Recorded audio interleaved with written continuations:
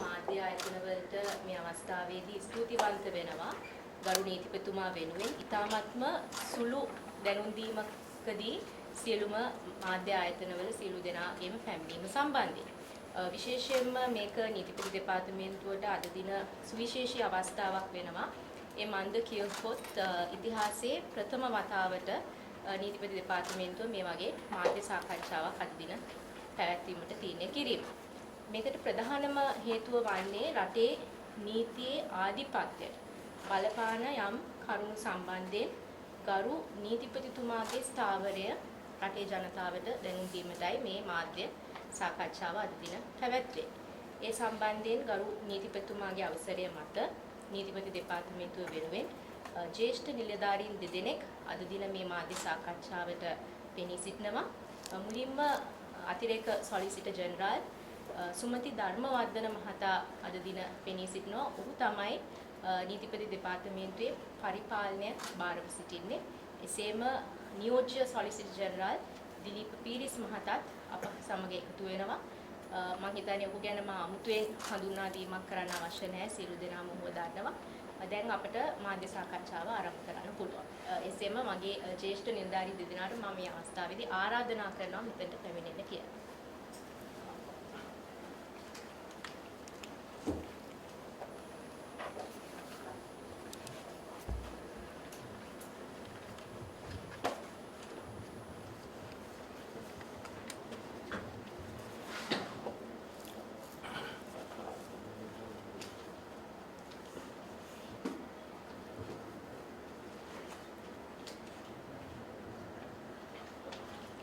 සුබ සන්ධ්‍යාවක් නීතිපති දෙපාර්තමේන්තුවේ මෙම මාධ්‍ය සාකච්ඡාවට පැමිණි ඔබ සැම ගරු නීතිපති ජනාධිපති නීතිඥ දක්කුලද ලිබේරා මැතිතුමා වෙනුවෙන් මා සාදරයෙන් පිළිගන්නවා.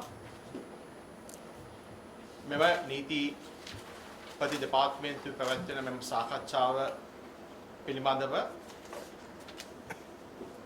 කරුණු කිහිපයක් මුලින්ම මා ප්‍රකාශ කිරීමට කැමැතියි. ශ්‍රී ලංකාවේ නීතිපති දෙපාර්තමේන්තුව වසර 136ක ප්‍රෞಢ ඉතිහාසයක් හිමි බ්‍රිතාන්‍ය යුගයේදී ස්ථාපිත කරන ලද නීතිය ක්‍රියාත්මක කිරීමේ ස්වාධීන ආයතනයක්.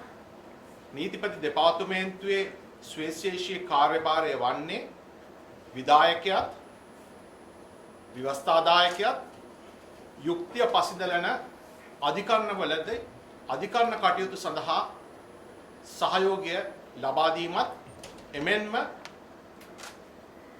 අපරාධ නඩු විධාන සංග්‍රහය යටතේ විමර්ශන කටයුතු වල යෙදී සිටින පොලිස් දෙපාර්තමේන්තුවට අපරාධ නඩු විධාන සංග්‍රහයේ 393 දෙක වගන්තිය ප්‍රකාරව සියලුම අවස්ථාවන්හිදී අවශ්‍ය නීති උපදෙස් ලබා දීමත් වර්තමානයේ නීතිපති දෙපාර්තමේන්තුවේ සෑම නිලධාරියෙකුටම පැවරෙන සෑම නඩු ගොනුවක් සම්බන්ධයෙන්ම සුවිශේෂී උනන්දුවක් දක්වමින් කටයුතු කරනවා. ඒ පිළිබඳව නීතිපතිතුමා ඇතුළු ඉහළ නිලධාරීන් විසින් අධීක්ෂණයට ලක් කරනවා. මෙවන් පසුබිමක තමයි ශ්‍රී ලංකාවේ යුක්තිය පසිඳලීම පිළිබඳව නීතිපති දෙපාර්තමේන්තුවේ මෙම සුවිශේෂී කාර්යභාරය අත්‍යවශ්‍ය අංගයක් බවට පත් වෙලා තියෙන්නේ.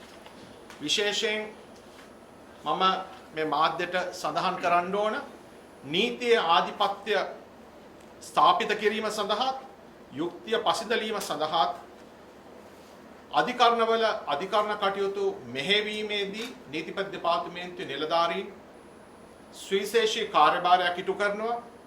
මෙම කාර්යභාරය ඉටු කිරීමේදී ඇතිවන ඕනෑම අභියෝගයක් රාජකාරී කටයුත්තක් පිළිබඳව නොවියව මුහුණ දීලා මෙම නිලධාරීන් කටයුතු කරලා තියෙනවා. ඒ පිළිබඳව නීතිපතිතුමා ඇතුළු සෑම නිලධාරියෙක්ම එක හා සමානව යුක්තිය පසිඳලීම සඳහා අපකැප වෙලා ක්‍රියා කරනවා. මෙම පසුබිම යටතේ සලකා බලන විට අපිට මනවින් පෙනී ගිහිල්ලා තියෙනවා ශ්‍රී ලංකාවේ මහජනතාව නීතිපති දෙපාර්තමේන්තුව පෙරෙහි අතිමහත් විශ්වාසයක් සහ ප්‍රසාදයක් ලබා දීලා තියෙනවා.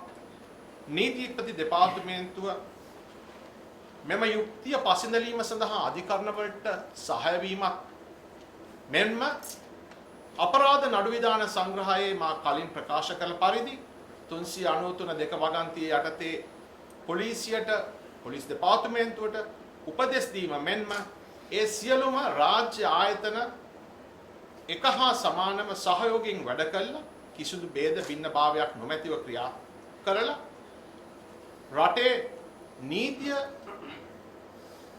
ක්‍රියාත්මක කරලා යුක්තිය පසඳෙලිමින් වැඩ කටයුතු කිරීමට අපි බැදී සිටින බව මා සඳහන් කිරීමට කැමැතියි.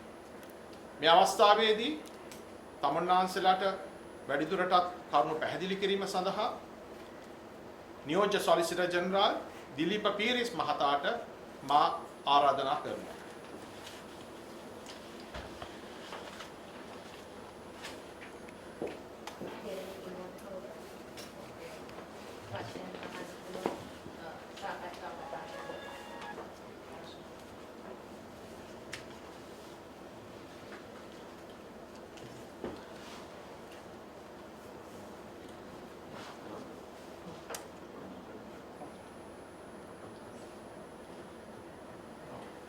ඔබතුමා ප්‍රකාශයේදී කිව්වා නීතිපති දෙපාර්තමේන්තුවට තමයි සෝල් ඔතොරිටි එක තියෙන්නේ කියලා මේ පොලිස් දෙපාර්තමේන්ට් එක ඇතුළු රාජ්‍ය ආයතන වලට නියෝග නිකුත් කරන්න නීතිය පසුබිම සම්බන්ධයෙන්.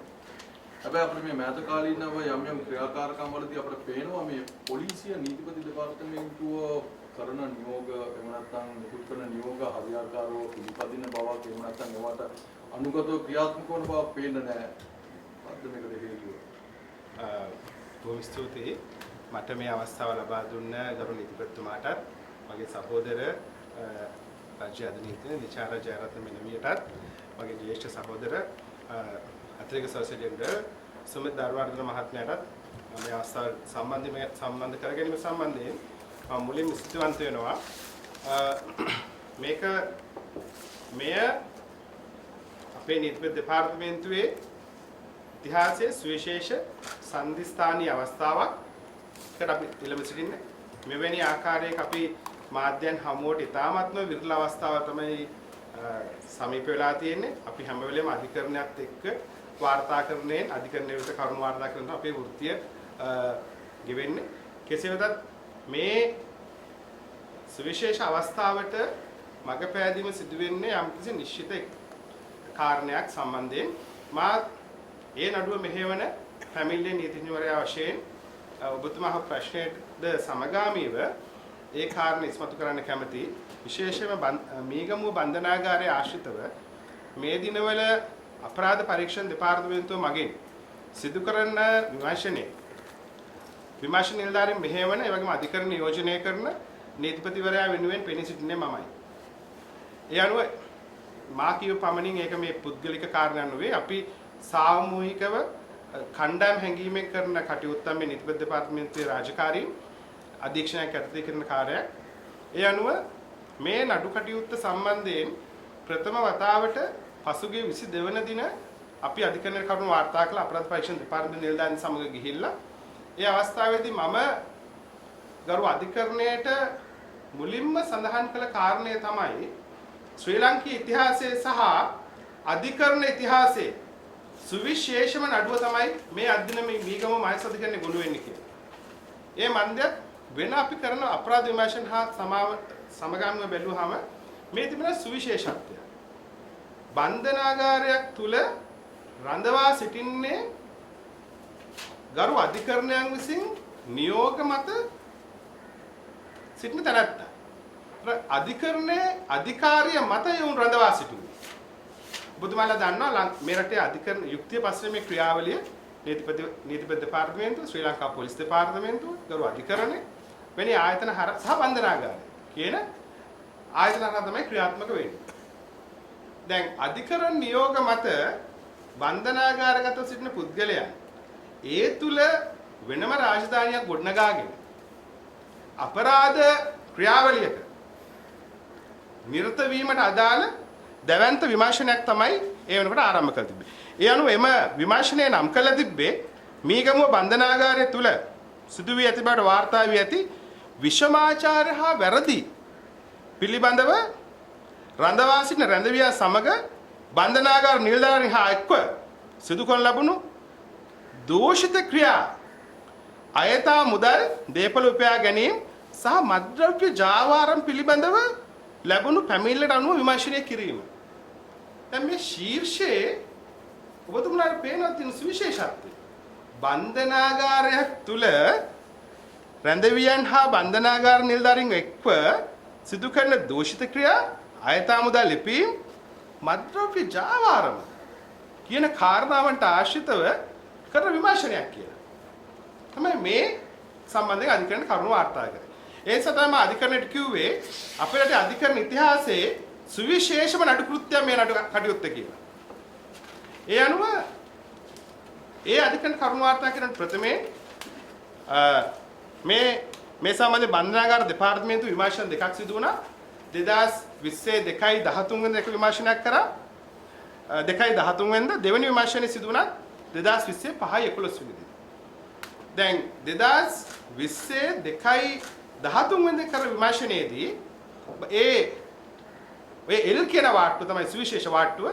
එල් කියන වාට්ටුවේ තිබිලා හම්බුණා මද්ද්‍රව්‍ය හෙරොයින් මද්ද්‍රව්‍ය ග්‍රෑම් 66යි ගංජා ග්‍රෑම් 11යි සිගරට් 414යි දුම්කල ග්‍රෑම් 400ක් මුදල් රුපියල් 700ක් යුනිවර්සල් USB ඒවා එකක් ජංගම දුරකථන 8ක් සිම් කාඩ් පත් බැටරි චාර්ජර් 17ක් හෑන්ඩ්ස් ෆ්‍රී 12ක් චාර්ජර් 8ක් කාඩ් රීඩර් 2ක් සම මේ තිබෙන විශේෂ නඩු භාණ්ඩයක් ඩිජිටල් ඉලෙක්ට්‍රික් ස්කේල් එක ඩිජිටල් ඉලෙක්ට්‍රික් ස්කේල් එක මොකටද බන්ධනාගාරයට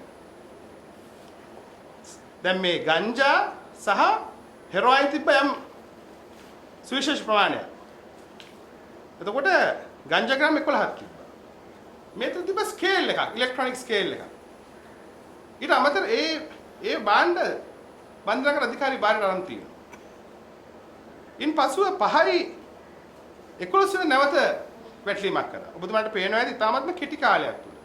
මාස 3ක් තවත් විමර්ශනයක් කරා. එහිදී මැදිරි 3ක තිබ්බා. දොර දෙකේ සුකෝබ්බෝගේ අයිස් පෙට්ටියක්, සුකෝබ්බෝගේ මෙට්ටය ඇස දඬක් තිබ්බා. ගෑස්, විදුලි ගෑස් උදුනක් තිබ්බා. විදුලි කේතලයක් තිබ්බා. ඒ වගේම විවිධ ආහාර පාන පිර වූ අයිස් බොක්ස් එකක් කියන එකත් විශාල ප්‍රමාණය. ඒ වගේම මේ කාය වර්ධන උත්තේජක ජාතික දජයක් තිබ්බ විශාල ප්‍රමාණය. වැනි ඒ වගේම මිල අධික සෝස් වර්ග, ජෑම් වර්ග සහ උත්තේජක වර්ගයේ ඖෂධත් මේ මැදිරි වල තිබ්බා. දැන් මේ මැදිරි වල සිටියේ මද්ද්‍රව්‍ය ජාවාරම් වලට සම්බන්ධ ප්‍රධාන පෙළේ පුද්ගලයන් සහ පාතාලේ සමාජිකයන් වුණා. දැන් මේ අනුව කරන ලද විමර්ශනය නීතිපතිතුමාට ඉදිරිපත් කළා. නීතිපතිතුමා ඒ සම්බන්ධයෙන් කනිෂ්ඨ නිලධාරීන් යොදවලා අධීක්ෂණයක් ඒ සම්බන්ධ විමර්ශන අපි අධ්‍යයනය කරා. කළා අපිට පෙනී ගියා බන්ධනාගාර අධිකාරිවරයා, ප්‍රධාන ජේරල්වරයා, පළවෙනි පෙළ ජේරල්වරයා ඇතුළු පුද්ගලයන් සිව් දෙනෙක්ට එදිරිව චෝදනා ගොනු කරන්න ප්‍රමාණවත් සාක්ෂි මේ වලට අනාවරණලා තියෙනවා කියලා. මේ මාසයක් විතර කරපු විමර්ශනය අනුව මේ කියන්නේ. තව දැවැන්ත විමර්ශනයක් කිරීමට නියමිතයි මේ කාරණේ සම්බන්ධයෙන්. මේ විමර්ශනයේ ආරම්භය පමණයි. ඒ අනුව මේ එක් චෝදනාවක් තිබ්බා රාජ්‍ය නිලධාරියෙක් වශයෙන් සිට ලේඛන අසත්‍ය ලේඛන සැකසීම සහ ව්‍යාජ ලේඛන පිළියෙල කිරීමට අදාළව චෝදනාව. ඒ සම්බන්ධයෙන් නීතිපතිතුමාගේ උපදෙස් වරෙන්තුවක් ගන්න පොලිසිය උපදෙස් දුන්නා. ඒ වරෙන්තුවට ගන්න මේ නීතිපති දෙපාර්තමේන්තු නිලධාරීන් කණ්ඩායමෙන් අපි අධිකරණයට ගියා. ගිහිල්ලා මේ විමර්ශන කරන අපරාධ පරීක්ෂණ දෙපාර්තමේන්තුව සමග අපි තාමත්ම සමීපව කටයුතු කරනවා.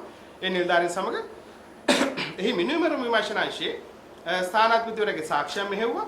මෙහෙම අධිකරණයේ සෑයනපත් කළා. පසුගිය 22 වෙනිදා අපි වරෙන්තුවක් ලබා ගත්තා. දැන් මේ වරෙන්තුවේ නිකුත් කරමින් මීගමුව මහේසත්තුමා කරපු සුවිශේෂ නියෝගයේදී එතුමා කිව්වා වහාම වරෙන්තුව ක්‍රියාත්මක කරන්න කියලා. වරෙන්තුව ක්‍රියාත්මක කරන්න සාමාන්‍ය වරෙන්තුවක් ක්‍රියාත්මක කරන්න මහා කාලයක් අවශ්‍ය වෙන්නේ නැහැ. පැය 24ක් තුළ වරෙන්තුවක් ක්‍රියාත්මක කරන්න ඕන. නැත්නම් ඒ වරෙන්තුවේ ප්‍රතිඵලයක් නෑ. ඒ අනුව අපි නිරන්තරයෙන් අපේ විමර්ශන කණ්ඩායම සමග අපි අධීක්ෂණයෙන් සිටියා. අපි ඕන නිතරම දැනුවත් කරා මේ කටයුතු වහාම සිදු කරන්න ඕනි කියලා. නමුත් අපිට ඒ සම්බන්ධයෙන් ක්ෂණික ප්‍රතිචාර ලැබුණේ නැහැ. වරෙන්තු ක්‍රියාත්මක වන දිනයක් තිබ්බා. වරෙන්තු වාර්තා ලබා දෙන්න ඕන දිනයක්. ඒ තමයි 29 වෙනිදා. 29 වෙනිදා අපිට අධිකරණයට ගිහිලා වයේ වරෙන්තුට ප්‍රගතිය කියන සිදු වුණා. නමුත් ඒ අතරතුර දින දෙකකට පෙර යම් පුද්ගලයෙක් ඒ 4 වෙනි සැකකාරයා කළුවක්ගල කියන පුද්ගලයා අපරාධ පරීක්ෂණ දෙපාර්තමේන්තුවට ඇවිල්ලා බාර වීමක් සිදු කරා. දැන් මේක තමයි මේ නඩුවේ පසුබිම. එනනම් අපි විශ්‍රාමිත අධිකරණයට ගිහිල්ලා අධිකරණයෙන් අපි ඉතාමත්ම සාධනීය ප්‍රශ්නක් විමසා සිටියා. වරෙන්තුවක් නිකුත් කරාට පස්සේ සැකකරුවෝ අධිකරණයට එනකන් හරි පොලිසියට එනකන් හරි ඒක ක්‍රියාත්මක වෙන්න තියෙන දුෂ්කරතාවය කුමක්ද කියලා. දැන් එදින අධිකරණයේදී නඩුව කැඳෙව්වහම විත්තිකරුවන් සිටින විත්තිකෝඩුවේ සිටියා පුද්ගල දෙන්නෙක් හිටගෙන. දැන් ඔවුන් කවුද කින්ද මන්ද කියලා කවුරුත් දැන සිටියේ නැහැ. නඩුව කතා කරලා ටික වෙලාවකින් පස්සේ නීතිඥ මහත්මයෙක් කිව්වා මේ නඩුවේ ප්‍රධාන ජේරල් සරත් බණ්ඩාරත් පළවෙනි පන්තියේ ජේරල් සරත් සේනරත්න අධිකරණ ශාලාවේ සිටින උන් මේ නඩුවට එකතු වෙන්න කැමතියි කියලා. කියලා උන් විත්තිකුරට කොට උනා. ඒතර හතරවෙනි සැකකල ඒ වෙන වෙනත් පොලිසියට බාරලා රක්ෂිත බන්ධනාගාරයට සිටි. දැන් මේ පුද්ගලයා ඉතින් දැන් ඔබතුමාලාට මම මේ විමර්ශනයේ ශීර්ෂය කිව්වනේ. මේ ශීර්ෂයේ බරපතලභාවය අනුව මේ වරින්තු ශනිකව ක්‍රියාත්මක කළ යුතු නැද්ද? මේ අපි රටක් වශයෙන් අපි නීතිය ආධිපත්‍ය සුරකින්න ආරක්ෂා කරන්න බැඳී සිටින සමාජයක් වශයෙන් මේ වරින්තු අපි අර කොවිඩ් රෝගියා හොයන්න ඕන වගේ අපි මෙහෙයුමක් දියත් කළ යුතු නොවේද කියලා මම අධිකරණ විමසා සිටියා. මම අත් වශයෙන් මාධ්‍යට නෙවෙයි අවස්ථාවක් කතා කරේ මාධ්‍යට ඒ ගැන අපි කරුණු දෙකන අපි අධිකරණයට මේ ක්‍රියාවලිය සම්බන්ධ ප්‍රශ්න කළා. ඒක සත්‍යයක්.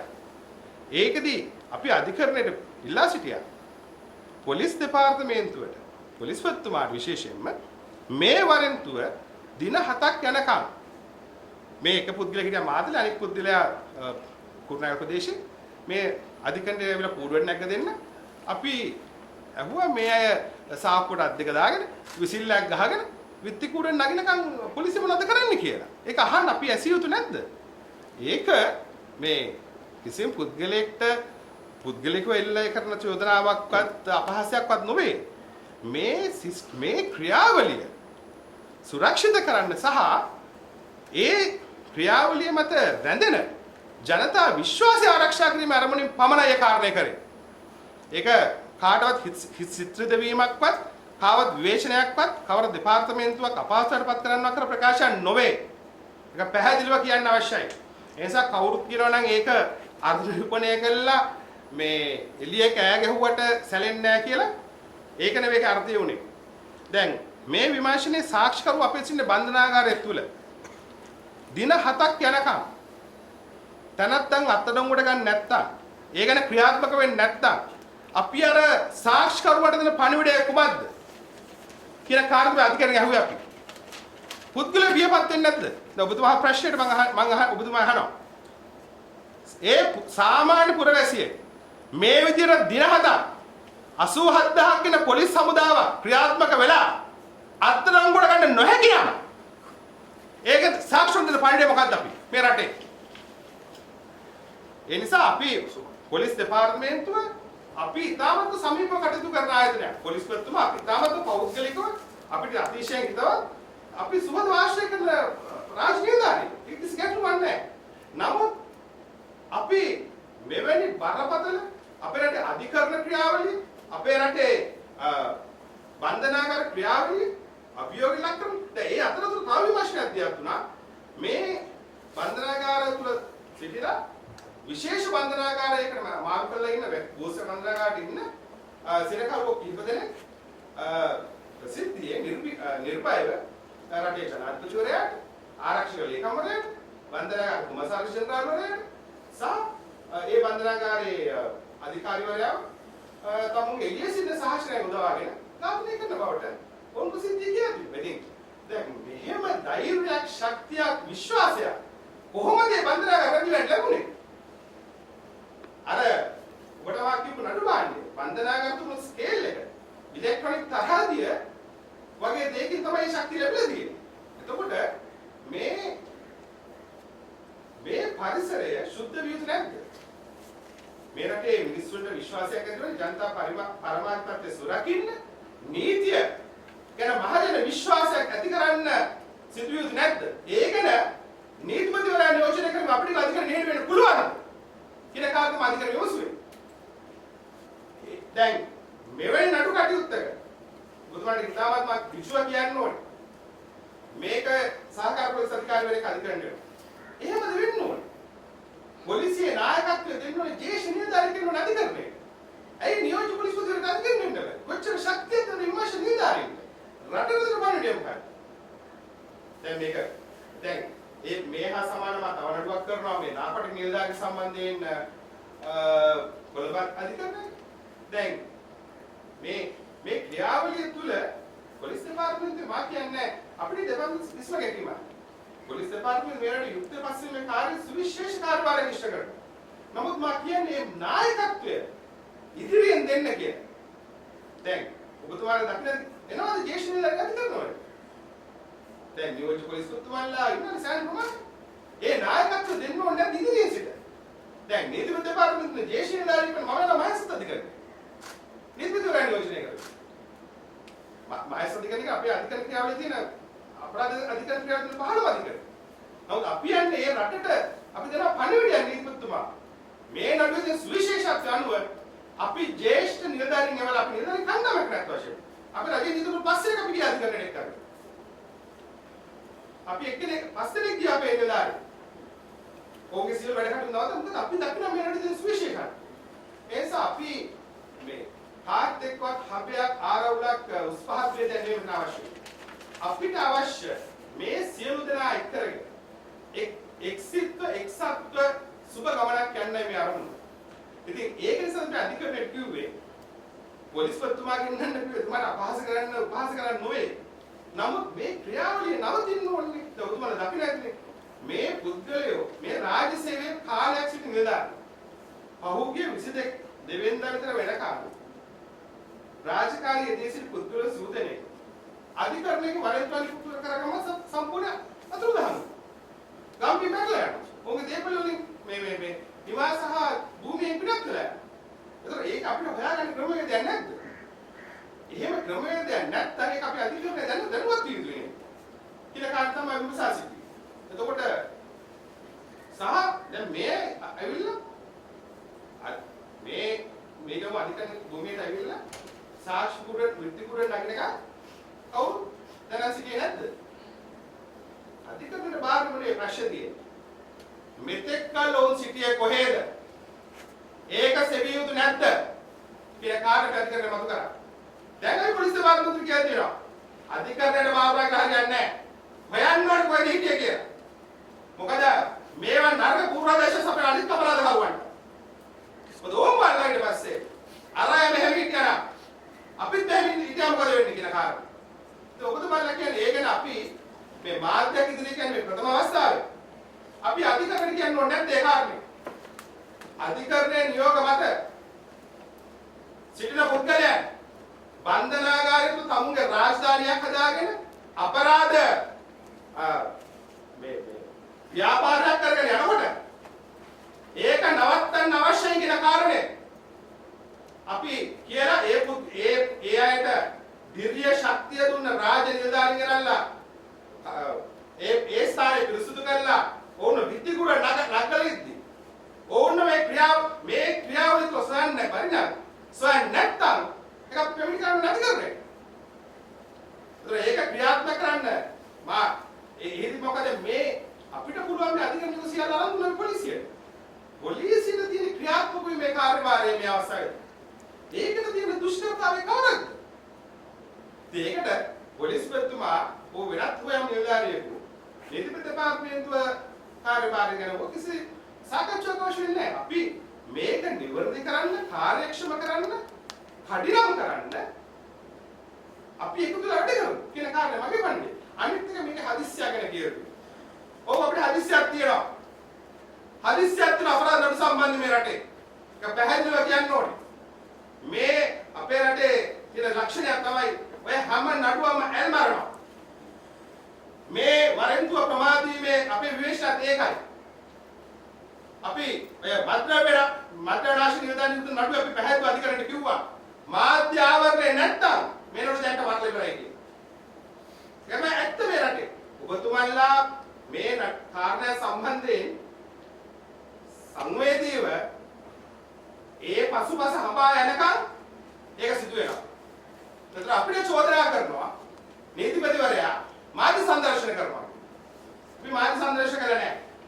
අපි නමුත් සබුද්ධිකව සවිඥානිකව අපි පිළිගන්න කාරණා තමයි මේ රටේ අපරාධ අස්ලිමේ කර්තව්‍ය දුෂ්කර වෙලා තියෙන්නේ කාලය විසින් ඒවා ඇල්මරන නිසා. පුදුමයි බලන්න සීකල මෑ ඉක්බව කියන විමර්ශනයන් මාධ්‍ය අවධානය ගිලිහි ගිය ගමන් මේවා මොකද වෙන්නේ කියලා. ඉතින් මේකම බන්ධනාගාරේ සිදුවන්නේ ඒක තමයි. ඉතින් ඒ නිසා තමයි පොලිස් මුදවරයා කිව්වේ එන්න උසාවියට. අයිතක මේ අපි ඔක්කොම මේ රටක අපි සියලුම අධිකරණයට පහරින් අපි ඔක්කොම සිටිනවා. මේ ඉන්න ගරු නීතිපතිතුමා යනවා උසාවිය නඩුවට. මේන අපි ඔක්කොම අපිට තන්තුරු දාන්න මාන වලත් අපි යන්න ඕන උසාවියට. ඉතින් නමුත් පොලිසිය ඔබ දකින්නවද ජේෂ්ඨ නිලධාරීන් අධිකරණයට ඇවිල්ලා ඒ නායකත්වය දෙනවා. එහෙම දෙන්න අවශ්‍යයි. අපි මේක ආදරෙන් ඉල්ලීමක්. ඒ පොලිසිය ඉහළ නායකත්වය දෙන්න ඕනේ අධිකරණයට ඉදිරියෙන් සිට. මොකක්ද ඒක දුෂ්කරතාවය? මේ වගේ හැම නඩුවක් අපි එන්න කියන්නේ මේ වගේ රටේ තීරණාත්මක නඩුවක දෙන්න නායකත්ව පොලිසිය ඉදිරියෙන් ඇවිල්ලා. කොච්චර මේ සොඳුරුද මේ අපේ පොලිස්පතිතුමා අධිකරණයට එනවා නම් ඒ වගේ නඩුවකට. මොකක්ද ඉතින් ගැටලුව තුමාට? ඉතින් අපි පොලිස් දෙපාර්තමේන්තුවත් එක්ක අපි ඉතාමත් සමීපව අපි මේ රටේ අපරාධ පස්සේ කර්තව්‍ය පොලිසියත් එක්ක සහයෝගී ගමන නැතුව කරන්න බෑ. ඒ නිසා අපි ඕනම අවස්ථාවක අපි සූදානම් ඒ කර්තව්‍යයට සහාය වෙන්න. අපි සහාය වෙන්න සිටිනවා. මොකද මේ ආයත දෙපාර්තමේන්තුව තුළ තමුගේ වෘත්තීය ජීවිත කැප කරන විශිෂ්ට නිලධාරීන් පිරිසක් මේ කටයුතු කරනවා. අපේ පෞද්ගලික ජීවිත අපේ වෘත්තීය ජීවිත අපි කැපකරලා මේ රස්සාවට ඇවිල්ලා ඉන්නේ. අවංකව කියනවා. හරි? ඒතකොට අපි අපි මේකේ අපිට තියෙන සිහිනයක් රට වෙනුවෙන්. අපේ සිහින ඒකයි. අපි අවංකව කියන්න ඕනේ. මේ රටේ නීතිය ඒ සුමටව ක්‍රියාත්මක වෙලා සමන එකලස නීතිය ක්‍රියාත්මක වෙන දෙකම අපිට සිහිනයක් තියෙනවා. අපි මානවකවතුම අපි සෑහෙන ප්‍රමාණයක් මෙහෙම අපි හැම එකේම අපි මෙහෙම හැම නඩුවක් පෙන්නන තියෙන නීති ආධිපත්‍ය සියල්ලට වඩා උන් තියෙනවා. මේ පුද්ගල චටවල ක්‍රියාත්මක වෙන්න ඕනේ. පුද්ගල බාධා මත නෙවෙයි. දැන් සම්පායනයේ පුද්ගල වෙනවාසි නෑ. ඔහු එන්නේ උසාවියට. එවනා ජනාධිපති නීතිඥවරයෙක් නීතිඥවරු 15 අපේ අධිකරණය. ඒ උඩේම ශක්තිය තුන කවුද? මේ සිස්ටම් එක දීලා තියෙනවා. ඒ සිස්ටම් එක නැවතුනේ නැත්නම් අපි ඒ වහාපතිද තියන්න ඕනේ. ඒක තමයි පොලිස් මුදවරයා ඇවිල්ලා අධිකරණයට කියන්නේ මොනවද අරන් තියෙන ක්‍රියාකලාපය. ඒක දැන් අපි දැන් උදාහරණයක් වශයෙන් කිව්වා අපිට පුළුවන් වුණා නම් දුබායි වල ඉන්න මාකල්දේ මදුෂ් කියන ආතාල ජාවරන්තල් වගේ එලෙක්ට්‍රික් සංවිධානය අර මුදල් ලැබුණායි කියන පුද්ගලයා KP වගේ මේ මොහොත් අසංගතයෙන් නේද මේවට පොලිස් මෙහෙම දිහත් ඉන්නෝනේ වගේ බුද්ධිආශයක් ඉන්නවා තව ඉන්නවා අපේ විශේෂ ඒකකයන් දිනවා විශේෂ විමර්ශන ඒකයන් දිනවා ඒ සියල්ල යොදවන්න මේ වගේ අවස්ථාවල නමුත් ඔබතුමාලා බලන්න මෑත් ඉතිහාසයේ එවැනි පුද්ගලයෝ නීතිය රහට එමුගේ නඩ තියෙනවා ඔවුන් එක්කගේ තාක්ෂණික හේතුමත් අධිකරණයෙන් තහනම් නියෝග කරනවා එහෙම නැත්නම් රටින් පලා යනවා එහෙම නැත්නම් ඔවුන් අධිකරණයට බාර වෙනවා ඒතර වරින්දුවක් තියෙන පුද්ගලයෙක් දැන් මේ සම්පාදන පුත්‍රයා විශේෂම කියන්න ඕනේ වරින්දුව විශ්ලේෂණය නිකුත් කරනවා 24 වෙනිදා ඔහු වෙනවා මේ කොළඹ අධිකරණ අලුත් කඩේ අධිකරණ සංකීර්ණයේ එළ දිනුමත් සමකසම් කරලා යනවා කොහොමද මේ කරන්නේ මේ මෙච්චර පොලිසම් ඔහුගේ ඡායාරූපයන් මාධ්‍ය වලින් මෙහෙම ප්‍රදර්ශනලා තියෙන පසුබිම හරි මේ අධිකරණයේ අපේ මේ මුදුන් මල්කඩ වගේ තියෙන පරිශ්‍රයටම ඇවිල්ලා ඒ වරෙන්තු වලට අදාළ කලාපයකටම ඇවිල්ලා බය නැතුව දියුණු ප්‍රතිසමක් අස්සම් කරන තරම් ශක්තියක් තියෙනවා. එතකොට මේ ක්‍රමයේ කිසි ගැටලුවක් නැද්ද මහත්මයා? මගේ ප්‍රශ්නේ ඒකයි මම පොලිස් ප්‍රතිපාදෙ ඉන්නේ කිව්වේ. අධිකරණයට ඇවිල්ලා මේ ගැන මේ තියෙන මොකක්ද දුෂ්කරතාවය හොයාගන්න අපහසුතාව මොකක්ද? ඒක අපිට එතන ක්‍රමවේදයක් හදන්න ඕනේ. ඉතින් සහ ඒක ඔබතුමාට කියන්නේ මේ වගේ අවස්ථාවක් අපිට ලැබෙන්නේ නැහැ. එනිසා කියන්නේ මේ ඔබතුමාලා දක්න අධිකරණ වලින් විශේෂයෙන් මේ මරණනුම දෙනවා. බරපතල වැඩසටහන සෙල්ලම්වන් දෙනවා. මේ ක්‍රියාවලිය නිකන් සිදු වෙන්නේ නැහැ. ඒ ක්‍රියාවලිය සිදු වෙන්නේ මේ විශිෂ්ටත මේ දෙපාර්තමේන්තු ක්‍රියාකලාප නිසා. ඔබතුමාලා නඩු තීන්දුව ගැන කතා කරන බොහෝ වෙලා නෑ නඩු තීන්දුව වෙන නිසා ගොඩක් මේ මෙහෙවර ගන්න දෙපාර්තමේන්තු. අපි ගිහිල්ලා අපේ මගේ මේ සහෝදරයෝගේ රජයේ නීතිඥයෝ මේ අධිකරණ නඩු කටයුතු මෙහෙවරම අපේ සාර්ථක ප්‍රතිඵල ගන්න. ඒ විනිශ්චයකාරතුමාට නඩු තීන්දුව ලියන්න සාධක දෙන්නේ අපි මේ දෙපාර්තමේන්තු පමණයි. වෙන කිසිම මෙරේ යුක්තිය පස්සේ කර්තව්‍යයේ ඒ අපරාධ කර්මයේ දඬුවම් පිළිේ ක්‍රියාවලිය වෙන කිසිම ආයතනයක් කරන්න බෑ. මේ දෙපාර්තමේන්තුවේ කරන්න පුළුවන්. කරන්න නමුත් අපි එහෙම මේ ප්‍රසිද්ධ එහෙම එළියේ ඉන්න දෙපාර්තමේන්තුවල අපි නිහඬව මෙහෙවරක් කරන ආයතන. ඒ නිසා අපි පොලිස් ප්‍රතුමාට අපිට ඉතාමත්ම පෞද්ගල මට්ටමේ ඉතාමත්ම ගරු කරන අපි හිතවත් නිලධාරී. නමුත් අපි කියන්නේ අපි මේ ගමන අපි එක්ව ආවුයි. ඒක ඔබතුමා දැනගන්න ඔබතුමාට මම කියන්න ඕනේ. මේ අපිට තෝරේ නාපටික් නඩුව. මේ සම්පාය මේ සම්පාය කෙනාට සම්බන්ධ නඩුව. මේ ඔක්කොම network offenses. මේ තුල ඉන්නවා විශාල ජාලයක් ක්‍රියාත්මක. ඔබතුමා උසාවියට පේන හැමෝම ඉන්නේ උන්නේ අපරාධකාරයෙක්. අපිත් එක්ක උදින්න. ෆැමිලි එක කවුද ඉන්නේ නැත්නම් ඒක සුළු පිටසක් ඉන්නේ. ඉතින් අපිට ඒ වගේ උඩුගම් බලා පියන ගමන අපි යන්නේ. මේ පියන උඩුගම් බලා. නමුත් අපරාධකරුවන්ට මේ ක්‍රියාවල නිත්‍ය යහළු ඕනතරම් සිද්ධ. ඕන සහාය හැමදැනම තියෙනවා. දැන් ඒක නිසා අපි කියන්නේ පොලිස් ප්‍රතුමාට එකතු වෙමු. මේ අපරාධ මර්ධනයේලා ඔබතුමාට තියෙන්නේ ඔපරේෂනල් වර්ක් ඩියුටි.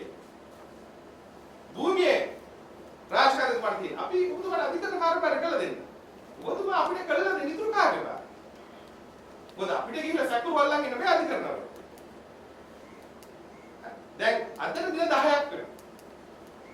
සම්පායකන පුද්ගලයා වාෂ්පුණා. සම්පායකන පුද්ගලයා මෙහෙම වාෂ්ප වෙලා ඔහු ඉන්නදලා කිසිම අපිට හොරුව ගන්න. එතන මේ 65610ක් තියෙන පොඩි දූපතේ. එහෙම මොකක්ද මේ විශ්වකර්ම ක්‍රියාව කුමක්ද? ඔහුට නොපෙනී මේ කාරණ නොපෙනී නොදැක සිටින්න තියෙන සුවිශේෂ හැකියාව මොකක්ද? එමේ හැකියාවක් හොයන්න ඕනේ අපි.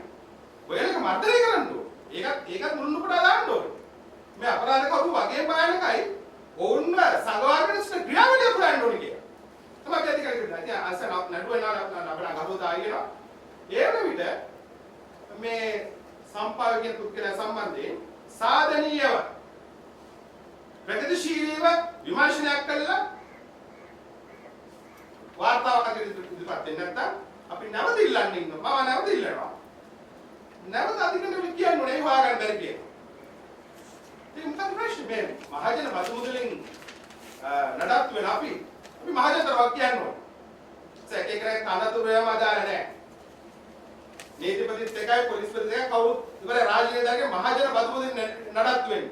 ඔන්න වග කියන්නේ මේ ජනතාවට. ඒකට ඒ අධිකරණිය ක්‍රියාත්මක වෙන්නේ නැත්නම් ඕනෑම වග කියන්න ඕනේ ඒ ක්‍රියාවලිය. නිසා පොලිස්පතිවරයා නෙවෙයි ඕනම කෙනෙක් අධිකරණිය ක්‍රියාත්මක කරලා අපි අධිකරණයට ගෙන්නලා අහනවා. ඒක. ඒ නිසා ලබන උගහරවදින අඩු වෙනවා. නැවත කැඳවනවා.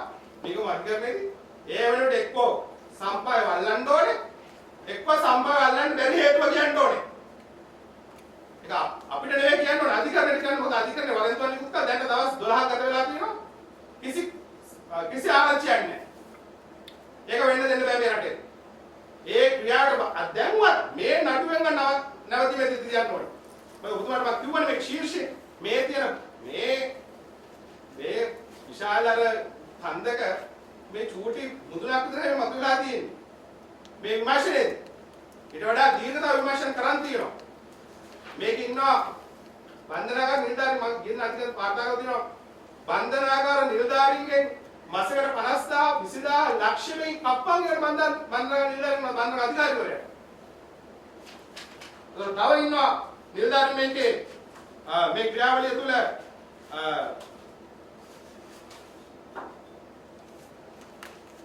මොකද ඔගේ රස්සාවය. තව තියෙනවා ජංගම දුරකථන පාවිච්චි කරන සමහර පුද්ගලයන්ලා 50,000ක් ගන්න මාසෙකට. තව පුද්ගල ලක්ෂයක් ගන්න ඕනේ. වෙනත් පහසුකම් වලට ඔක්කොම මුදලින් අගය කළා. දැන් මේවා අපි තව දීර්ඝ විමර්ශනයක් කරනවා. දැන් ඒ විමර්ශනය කරන්නේ කොහොමද? මේ ප්‍රධාන සැකවල මේ ආකාරයෙන් සංවිසිත අවස්ථාව. ඒ නිසා අපි මාධ්‍යමත්ම ගෞරවතුමාට කියන්නේ මේ යුක්තිය පස්සේ මේ ක්‍රියාවේට මාධ්‍ය සහාය ආවරණය අතිශය තීරණාත්මකයි. ඒක අපේ රටක් වශයෙන් වැදගත්, අපිට මේ ක්‍රියාවලියක් වශයෙන් දෙක වැදගත්. ඒක මේ අපේ බුදු ප්‍රචාරණය නෙවෙයි මා කියන්නේ. නමුත් මේ ක්‍රියාවල් සක්‍රියව සමාජය දැනුවත් දෙන්නේ ඔබතුමන්ලාගේ ඔය මාධ්‍ය ඇස නිසා පමණයි. සොලිසිටර් ජෙනරාල් තුමනි මේ එකදු නිලධාරියෙකුවත් අත්අඩංගුවට ගැනීමට පොලිසිය අපොහසත් වෙනවා. සම්භාව්‍යකින ප්‍රධාන විත්තිකරුත් තවම නිදැල්ලේ ඉන්නේ. එමෙන්න ඔහුගේ නීතිඥවරයෙකු උසාවියට පවසනවා නීතියේ ඇතම් වගන්තික ප්‍රතිපාදන හැටියට ශීතකරණයක් තබා ගැනීමට රැඳුම්කරුවෙකුට අවසර තිබෙනවා කියලා. ඒ පිළිබඳව ඔබගේ මතය කුමක්ද? අනික මෙය එක පාට ඇතිවෙච්ච සිද්ධියක් නෙවෙයි, මේ දීර්ඝ කාලීනව ඇති වුණු පසුබිමක් තුල තමයි රැඳවියන් මෙතරම් ශක්තිමත් වන්නේ. ඒ පිළිබඳව ඔබේ මතය කුමක්ද? අර නීතිය ප්‍රතිපාදන තිබෙනවද රැඳවියෙකුට ශීතකරණයක් ලබා ගැනීමට වෙනත් ඉලෙක්ට්‍රොනික උපකරණයක් ළඟ තබා ගැනීමට රැඳවියෙකුට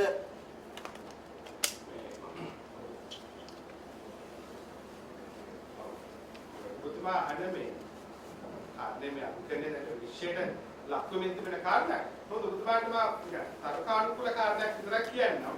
දැන් අපි නිවසක කාමරයක් ගත්තොත් අපිට කාමරයට අවශ්‍යයි කියලා හිතමුකෝ මේ මේ කියන්නේ ශීතකරණයක් තියාගන්න මයික්‍රෝවේව් oven එකක් තියාගන්න එහෙම අපිට අවශ්‍යයි නම් එතකොට අපි ඒක මේ යම් විදිහක වයරින් කරන්න ඕනේ නේ කාමරේ අපි ඒක යම් විදිහක විදුලි පරිපථ ක්‍රමයක් හදා ගන්න ඕනේ ප්ලග් පොයින්ට් එක හයි කරලා එම හදන්න ඕනේ එනේ සොලිසිටර් ජෙනරාල් තුමනි වයරින් කරපු පසුබිමකුත් ලැබෙනවා මේක අපිට ලැබී තියෙන ඡායාරූපන අංක 2 සිරමැදිරිය අංක 7 සිරමැදිරිය අංක 8 සිරමැදිරිය කුඩා විදුලි පංකා පවා ඒක තමයි එහෙම වයරින් කරලා පසුබිමක් එක පාට ඇති වෙන්නේ නැහැ සොලිසිටර් ජෙනරාල් තුමනි. මේක දීර්ඝ කාලීනව සිදු වෙලා තියෙනවා යම්කිසි යාන්ත්‍රණයක් යටතේ. ඒ අපිට හැංගෙන්නේ. එහෙමයි. මම මේ නඩුවේ කාරණයක් වශයෙන් නෙවෙයි කියන්නේ. නමුත් මේ තිබෙන පරිවේශනීය සාධකයන් අපි අධිකරණ ඉදිරිපත් කරන පරිවේශනීය සාධකයන් අනුව බුදුමා කියන එකේ යම් තාර්කික භාවයක් තියෙනවා. දැන් මේ වගේ පසුබිමක් හැදෙන්නේ කොහොමද? මේවා නැසු කන්න සිටියද දැක්කේ නැද්ද කවුරුත් මේවා කියන කාරණේ. දැන් මේ විමර්ශනය අත්වශයෙන් කරන්නේ 2019 මුල් භාගයේ සිට තමයි මේ නඩුවේ පාදිත විමර්ශනය තියෙන්නේ. මේ කාරණා අනාවරණය වෙන්නේ. නමුත් මේ විමර්ශනය ඊට ඔබට ගිහිල්ලා තියෙනවා දැන්. බොහෝ දැන් වසරක පමණ කාලයක් සිට සේවය කළා තිබෙනවා. ඒ කාලය තුල දැන් මේ එල්කේ සිරමෙතන සුවිශේෂ සිරමෙතනයි. මේ තුල සිරකරුවන් 53 දෙනෙක් සිටිනවා. බුදුමාට මාකුවර අපි අධිකරණ වාර්තා කරලා දැන් මේ සමාන සිරකරුවන්ගෙන් අර මාසෙකට 50000ක් වගේ ගෙවන්නට ඒකල ගණන් කරලා හදලා බලන්න කොහොමද මේක එකතු වෙයි කියලා. සිරකරු ප්‍රමාණය එක්ක සහ මේ බන්ධනාගාර ආචාර්යවරුන්ටදී බන්ධනාගාර අධිකාරීවරයාට යම්කිසි මුක්තියක් තියෙනවා, අභිමතයක් තියෙනවා. විශේෂම රෝගී සිරකරුවෝ ඉන්නවා, විශේෂ අවශ්‍යතාවය සිරකරුවෝ ඉන්නවා, ආබාධ සිරකරුවෝ ඉන්නවා. එයාට යම් සහනදායි පිළිවෙත් ක්‍රියාමාර්ග සපයා දෙන්න හැකියාව තිබෙනවා. නමුත් ඒ සම්බන්ධයෙන් බන්ධනාගාර කොමසාරිස් ජෙනරාල්වරයාගේ අනුමැතියක් ගන්න අවශ්‍යයි. දැන් මේ අවස්ථාවේ තියෙන අපි අධිකරණ කර්මාන්තේ කෝට් ලේඛන හදුවා. කියන්නේ මේ භාණ්ඩ ඉස්සලා සපයලා පස්සේ එක සාධාරණීකරණය කරන ලේඛන වලින් කෝට ඒවා පිළියෙල කරගෙන මේ අධිකරණ කර්ම වාර්තා කරනවා. ඉතින් එවැනි පසුබිමක් කියලා ඒක අම්සි දැන් තමයි මේ කටයුතු මේ කාරණා කියන්නේ සොලිසිටර් ජෙනරාල් තුමනි ඇතුලේ එළියේ සිටින පුද්ගලයෙකුට වඩා හිරබාරයේ සිටින පුද්ගලයෙකුට ජනාධිපතිට ආරක්ෂක ලේකම්ට මරණීය තර්ජන එල්ල කිරීමේ පවා පසුබිමක් මේ සෑදී තිබෙනවා. ඒ කියන්නේ තුල ඉන්න පුද්ගලෙක්ට එහෙම කරන්න පුළුවන් නම් ඒක තමයි ජනතාවට මතයක් කරනවා එළියේ සිටින පුද්ගලයෙකුට මොනවාද කරන්න බැරි කියන එක. ඒක තමයි මගේ ජනතාවට ගියාම ඒක සෑහෙන්න දැන් එහෙම ආත්ම ශක්තියක් විශ්වාසයක් ඕනේ දුන්නේ කවුද? එකක් හොයන්න ඕනේ නැද්ද? ඒක දැන් ඒ තරම් ඉහළට අභියෝග කරන තරම් ඕන මානසිකව සවිමත් වෙලා ඉන්නවනේ. අනෙක් සාමාන්‍ය පුරවැසියන් ගැන කවර එකද දැන් ඒ යන අනෙක් සාමාන්‍ය පුරවැසියන් හිතන කාරණේ මොකද්ද? ඉතින් ඒ නිසා තමයි අපි මේ නඩු කෘත්‍යද අපි අධිකරණයට කිව්වේ මේ වරෙන්තු කරුවන් වහා මල්ලන්න ඕනේ. මොකද ඕන් අනිතේ වරෙන්තු කරුවන් දෙදෙනාම ඔබ හොඳට මතක තියාගන්න ඕන් ආවේ නඩුවේ වරෙන්තුවේ ප්‍රගතිය වාර්තාකම් තියෙන දවසම පූර්වට නැග්ගි. මොකක්ද ඒකෙන් වෙන්නේ? අපි ඉතියා නඩු වෙනකන් දවස් 7ක් එළියේ. කොහොමද අපේ වැඩ? ඇවිල්ලා අපි අද උසාවියට ඇවිල්ලා නඩුව ගත්ත දෙකට උදේ ඉඳන් අපි උසාවියට ගියා කිසි ප්‍රශ්නයක් නැහැ. මේ අපේ පරිසරය ඇවිත් අපි නැග්ගවිලා කූඩුවට. එවැනි පණිඩ තමයි උන් දුන්නේ. ඉතින් එහෙම පණිඩ දෙන්න මේ අපරාධ කරුවට මේ රටේ. ඒ සතේ පොලිස්පතිවරයා ගහුවේ එන්න කියලා කිව්වේ. ඇයි මෙයා කළා අල්ලගන්න බැරුණේ කියලා අහන්න. ඒක කවුරුහරි හිතනවා නම් ඒක වරදක් කියලා. ඒක නම් මට නම් තේරෙන්නේ මම ඒ වරද කුමක්ද කියලා. ඔබතුමාලා මේ වොරන්ට් එකක් ගන්න ඉස්සෙල්ලා ඔව්. ඔය කියන සම්ප්‍රයෝගයෙන් පුද්ගලයා අභ්‍යාචනාධිකරණයට යනවා. එතකොට කොහොමද වෙන්නේ? ඒ පොලිසිය කියන තොරතුරු ටික ඉක්මනට උඩ යනවා. අපරාධ පරීක්ෂණ දෙපාර්තමේන්තුවේ ඉහළ නිලධාරීන් සහ පහළ නිලධාරීන් අතර බෙදීමක් තියෙනවා කියලා ඔබතුමාලට තොරතුරු වාර්තා වෙලා නැද්ද? අපරාධ පරීක්ෂණ දෙපාර්තමේන්තුවේ ඉහළ නිලධාරීන් සහ පහළ නිලධාරීන් අතර ඔබතුමාලට සමහරට සපෝට් කරන මේ පහළ නිලධාරීන් යම්කිසි පිරිසක් ඉහළ ඉන්න නිලධාරීන් අතර බෙදීමක් තියෙනවා කියලා එහෙම තේරෙන්නේ නැද්ද? ඕන් ඔබතුමාලට ඇවිල්ලා ඒ සම්බන්ධයෙන් තොරතුරු කරුණු කියන්නේ නැද්ද? අදෝෂම උගෝන අඩුවෙල මේ මම ප්‍රශ්න විතරකෂේ කියන්නේ මම ප්‍රචාරයට දැනුම් දෙපා ඉලන් දැනුවත් වෙනවා කියන්නේ අපරාධ පරීක්ෂණ දෙපාර්තමේන්තුව පොලිසිය ඒවා ඒ සියලුම නිලධාරීන් අපි තාමත් කිට්ටුවෙන් ආශ්‍රය කරනවා. ප්‍රාවන්ක කියන්නේ ඕන නැත්නම් උන්ගේ ගැටලුත් අපිට කතා කරලා තියෙනවා. නමුත් මා දකින්න ආවුට අවංක කියන මම දකින්න 90ක් නිලධාරීන් වුණත් කියලා හොඳ ඉලක්කය. මේක අපි නිවැරදි කරන්න මේ ක්‍රමය. මේ පුදුර දඬුවම් කරන්න ඕන. නමුත් සමහරවිට ඕන්ට ඉහළින් ඉන්න ශක්තිය මදි බවක් තියෙන සමහර අවස්ථාවල. මේ නාමපත්‍රික නවීන ඔබතුමාලට ඒ තොරතුරක් වාර්තා වෙලා නැහැ. එහෙම අන්තර් ඒක අභ්‍යන්තරේ කාරණා ගැන මට ඇත්තට ලොකු දැනුමක් නැහැ. නමුත් මට කියන්න පුළුවන් අපි ඒ නඩුව ශක්තිමත්ව මෙහෙවනවා. ඒකේ නඩුවේ කාටවත් එහෙම දේවල් හංගන්න බෑ. සාමාන්‍ය මිනිස්සුන්ගේ මතයක් තමයි නීතිය ක්‍රියාත්මක කරනකොට පොලිසියට තියෙන බාධාව දේශපාලනය කියලා. මේ සම්ප්‍රයෝග කියන පුද්ගලයා වන්දවාදී දේශපාලකයෙක් කියලා කතාවක් යනවා. ඒක ඇත්තද බොරුවද? ඒක නම් මම හිතන්නේ ඒක ලොකු පදනමක් තියෙන එකක් නෙවෙයි. සහ අනිත් එක දැන් මම නඩු සෑහෙන ප්‍රමාණයක් කරනවා. මේ පසුගිය කාලෙත් කරා මේ වර්තමානයේ කරමින් සිටිනවා. පට්නගේ දේශපාලන පොසිමත් අපි නම් කිසිම කෙනෙක් කතා කරන්නේ. මගේ ඉතිහාසය තුල. ඉතින් මා හිතන්නේ අපි හරියට හරි දේ කරනවා නම් නීතිය රාමුව තුල එහෙම මම හිතන්නේ ඒ කවුරුත් කතා කරේ කියලා. ඒ කතා කරන තරම් දැන් කතා කරන්න ඕන කෙනාට හිතෙන්නේ මේ මිනිස්සුන්ට කතා කරලා වැඩක් කරගන්න පුළුවන් නේ කියලා. එහෙම යම්කිසි විශ්වාසයක් යාර පේන්නේ බෑ පුද්ගලයාගේ. එහෙම නැත්නම් කතා කරන්නේ නැහැ කියලා මම හිතනවා. අපි හරි දේ කරොත්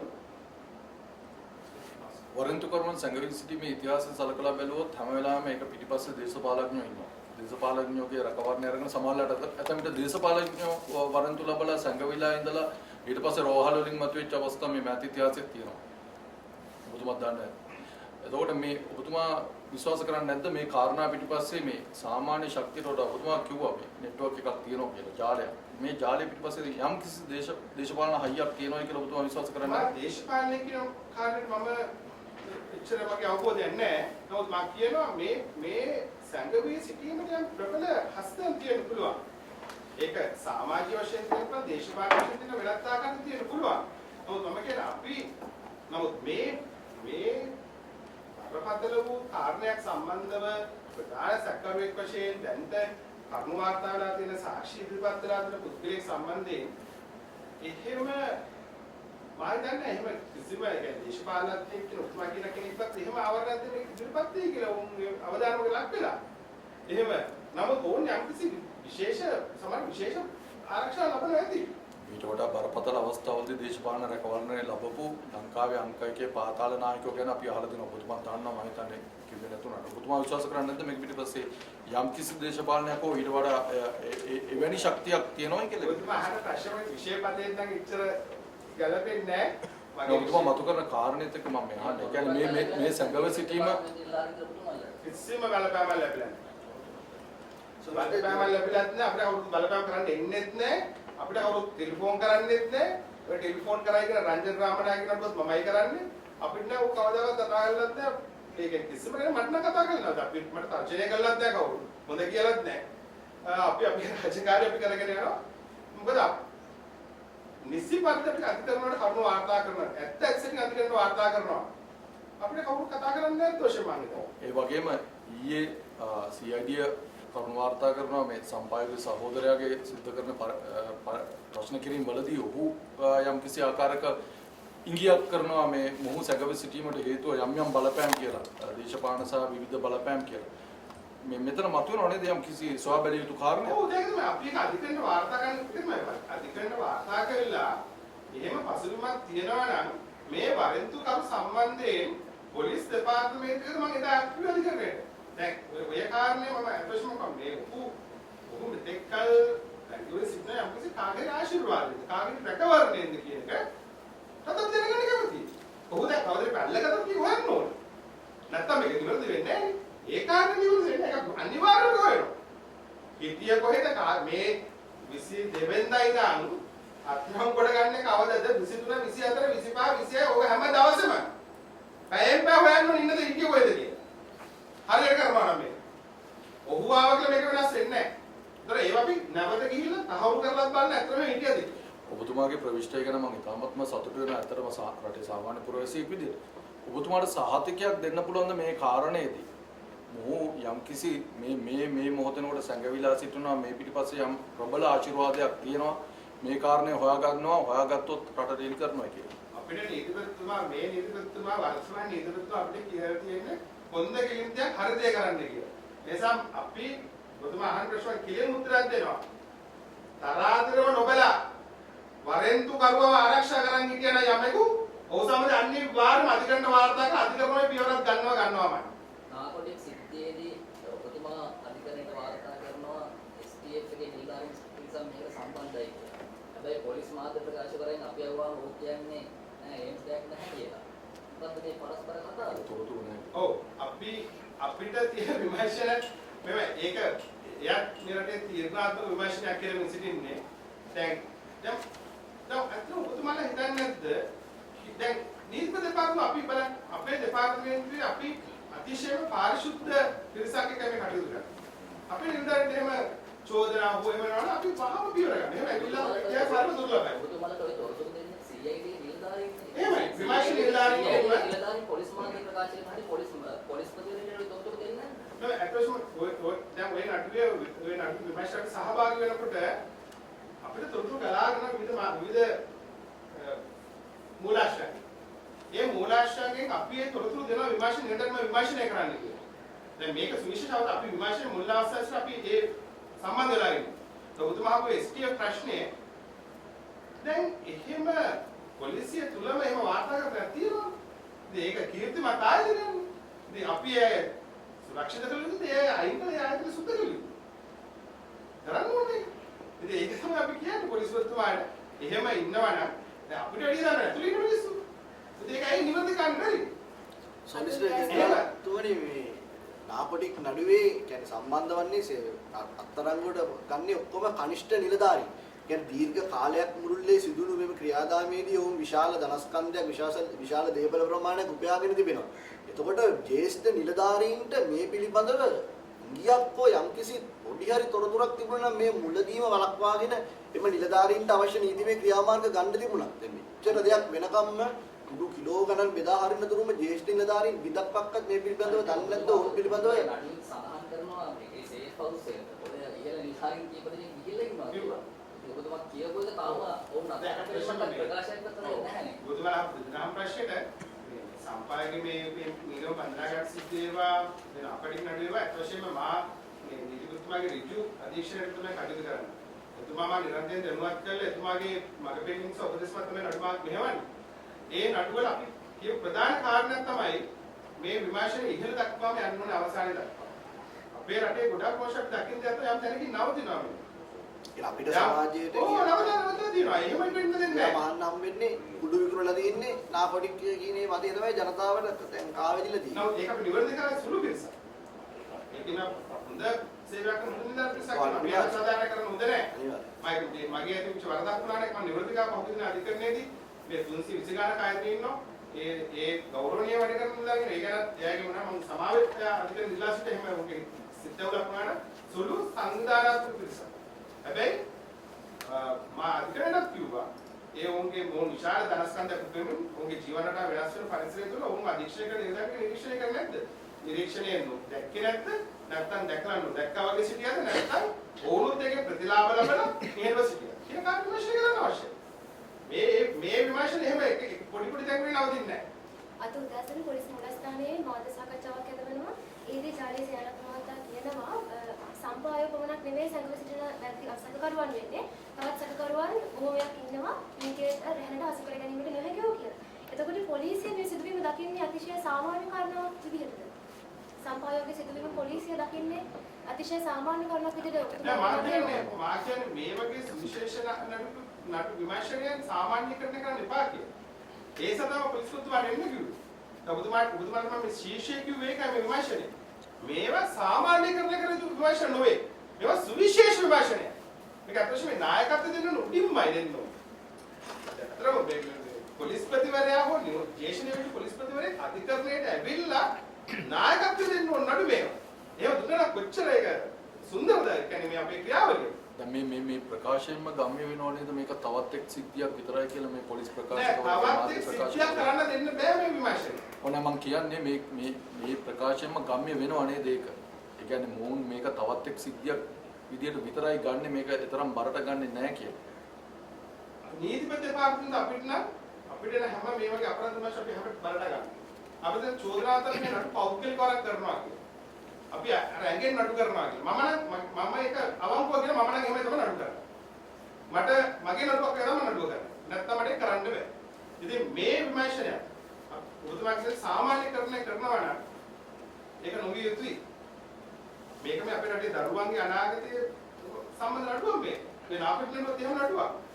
මේ රටේ අනාගතයක් සම්බන්ධ රටක් සම්බන්ධ නඩුව මේවා. එතකොට රටක මේ ජාතියක් සම්බන්ධ නඩුව මේවා. නිකන් සරල මේ මිනිහෙක් කේන්ද්‍රවල බෙල්ල කපලා මිනිහ මරුවා කියන නඩු නෙවෙයි. ඒ විශේෂ නඩු මේවා. ඒවා අපි කොහොමද වර්ණනය කරන්නේ? මේක සම්පූර්ණ මුළු පුරාද වන්න. කිසිම මේ ප්‍රසාර දුරු ගන්න බෑ මේවා. ඉතින් අපි හිතනවා මේ විමර්ශන උඩටම අපි කවුරුත් අකමැතුණත් අකමැතුණත් ඒ විමර්ශන අවසාන පුරුක දක්වා යනකම් අපිට නවත්තන්නේ නැහැ. එන පැහැදිලිව කියන්න ඕනේ.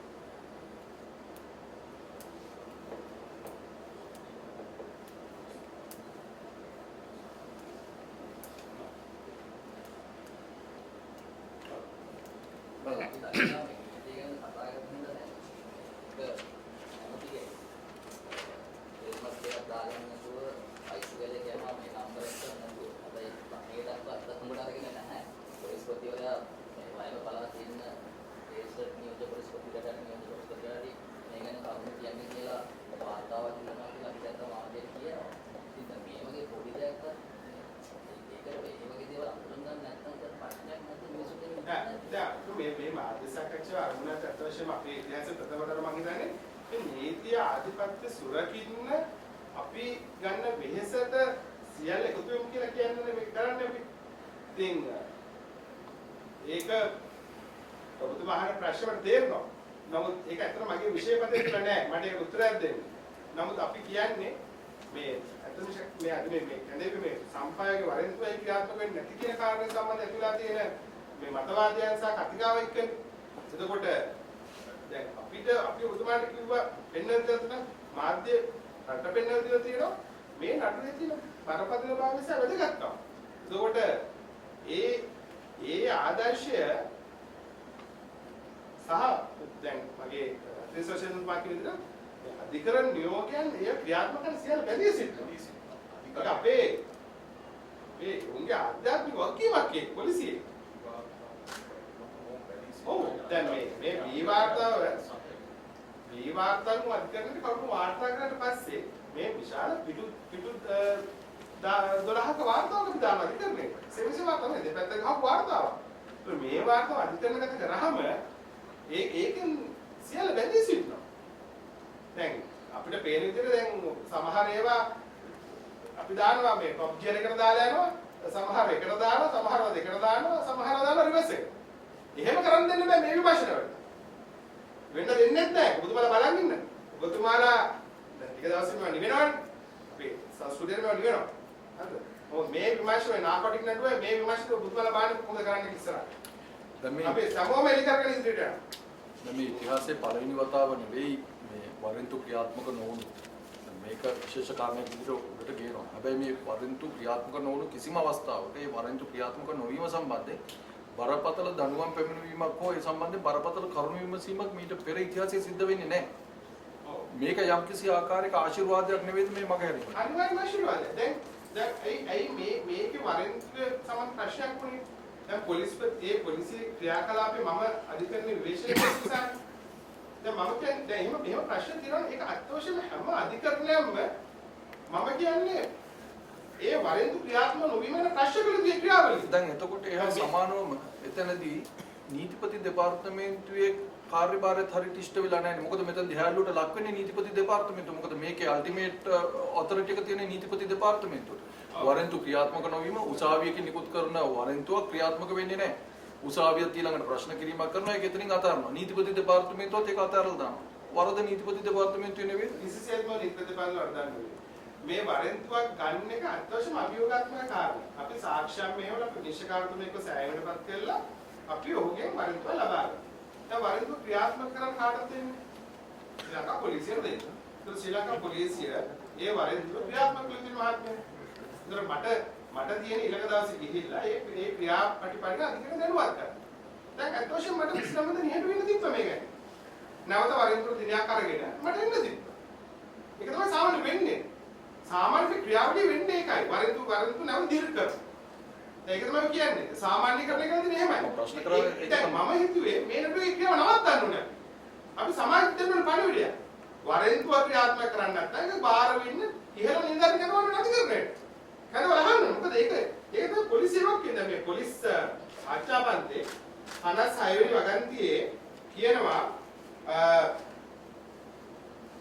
නීත්‍යානුකූල නිකුත් කළ බව විධාන සහ සියලු නියෝග වලට සහ වරෙන්තු වලට කීකරු වීම සහ ක්‍රියාත්මක කිරීම පොලිස් නිලධාරියේ කාර්යවන්නේ.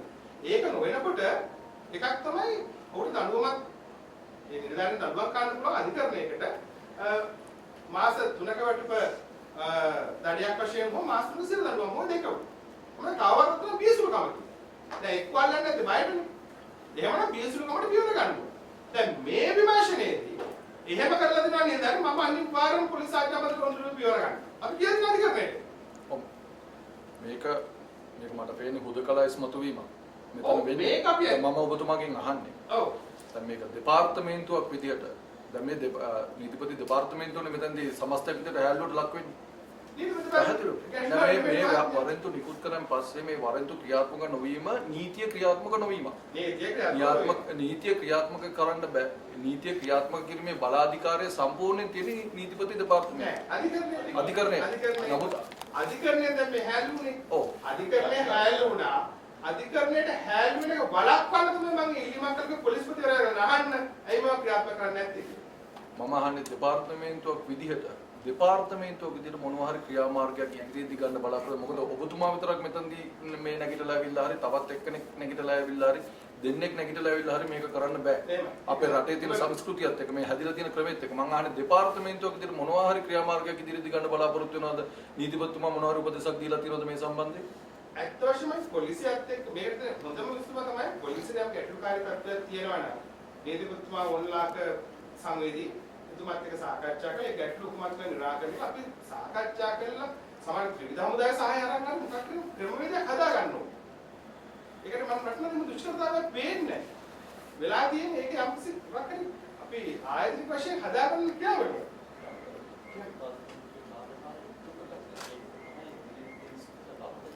දැන් අපේ කාර්යභාරය අපි අධිකරණයට අපි උපරිමයෙන් අරන් දීලා තියෙනවා. ඉතින් මම නිකන් අර වාසයේම අධිකරණව දැන් අපිට කියන්නේ වැටලි මාංශයක් කරලා හවස යුනිෆෝම් එකක් ගහලා මිනිස්සු අල්ලන් ඉන්නද කියලා මේ මාංශ කුට්ටක් අරන් ගියේ. එහෙමත් අපිට පුහුණුවක් දීලා එහෙම කණ්ඩායමක් නීතිපතිවරු වැටලි මාංශයක් හදන්න කියලා. ඇත්තටම අධිකරණයක් වුණා.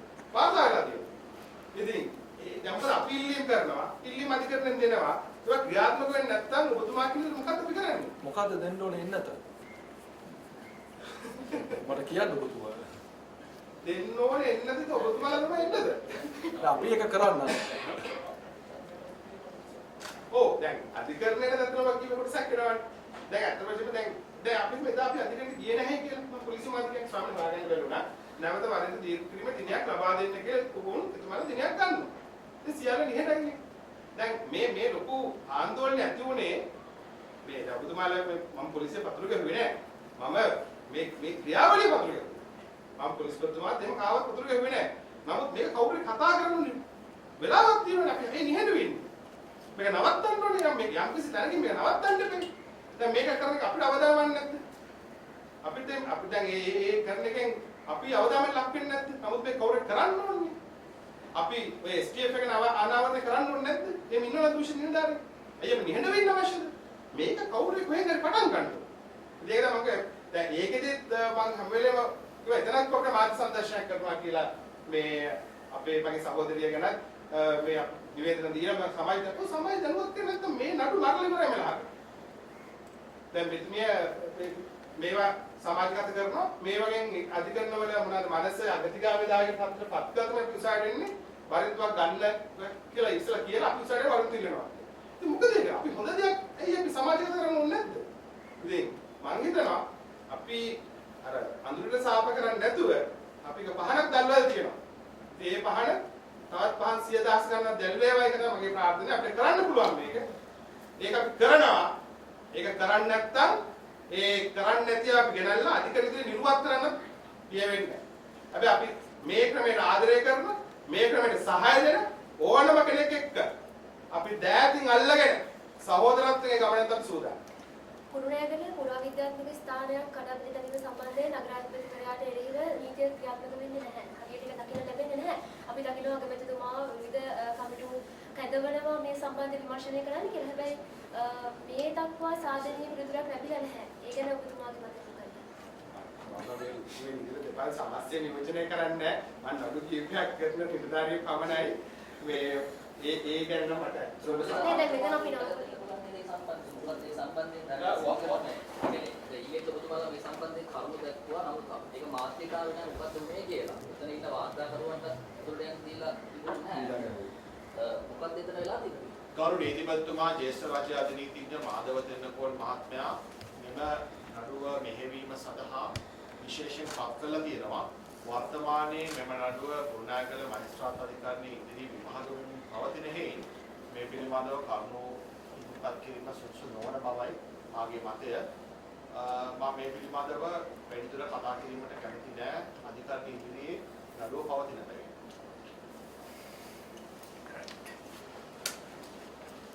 ඊ නඩු කටයුත්තත් මේ ඇති වෙලා නැති වෙලා යන රැලි අතරම හැංගිලා යයිද? අපස්ථාවට පත් කරන නෙමෙයි. අපි දැනට මාහට දැනගන්න ලැබිලා තියෙන්නේ ඒ පිළිබඳව සියලුම වාර්තා කැඳවලා තියෙනවා. එයා පිළිබඳව අධ්‍යයනය කිරීමෙන් පසුව පමණයි ඔබතුමාගේ උත්තරෙට අපිට පිළිතුරු දෙන්න පුළුවන් වෙන්නේ. විමර්ශන කටයුතු තවම අවසන් වෙලා නැහැ. නීතිමය කාරණයක් විතරක් මම ඔබතුමාගෙන් අහන්නම් ඒකේ. දැන් මේකේ පුරාවිද්‍යා අධ්‍යක්ෂ ජනරාල්තුමා මේ වගේ මාධ්‍යමයක් කැඳවලා කියනවා. ඒක 1815ට එහා වෙච්ච ඉදිකිරීමක්. ඒක එතකොට බේම පුරාවිද්‍යාත්මක වටිනාකමක් සහිත සංරක්ෂණය කළ යුතු ස්ථාන ගොන්නට වැටෙන ගොඩනැගිල්ලක් කියලා කියනවා. හැබැයි ඊට පස්සේ විවිධ දේශපාලන මේ අදහස් ප්‍රකාශ කිරීම සිද්ධ වෙනවා මේ අරයාගේ පුතාගේ එක මේ එයාගේ පුතාගේ නම දාලා තිබ්බේ අරවමවා කියලා.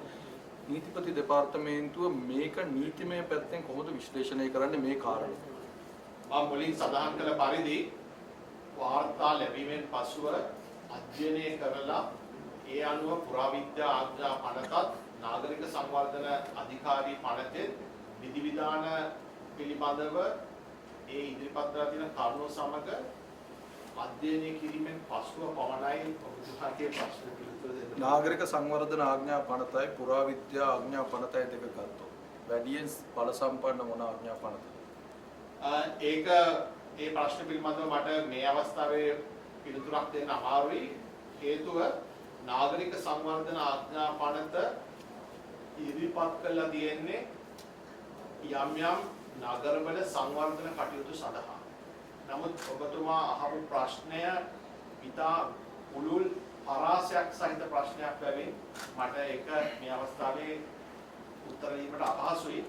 නමුත් මේ පිළිබඳව අධ්‍යයනය කිරීමක් දැනට සිදු වෙන බැවින් මම හිතනවා මම මෙතනින් එහාට ඒක කාරණා සඳහන් නොකළ යුතුයි. අතිශය පළපොරුදු ජනාධිපති මේ වගේ එකක් ඇදුවොත් එහෙම සාමාන්‍ය පුරවැසි විදිහට සාමාන්‍ය පුරවැසි විදිහට මේ වගේ ස්ථානයක් ඇදුවොත් එහෙම පුරාවිද්‍යා කොමසාරිස් සාකාරද මෙන්න කිව්වොත් එහෙම අතරමැද සිද්ධ කරන්න කියලා පොලිසිය අතුරුම ගන්නවා. මෙතනදී වාර්තාවක් හදවලා මේවා ලොකු ක්‍රියාවලියක්. ඇයි එහෙම වෙන්නේ? එහෙම ගන්නේ එච්චර දිගට යන්නේ අපි දේශපාලනයක් හින්දා මොකද්ද?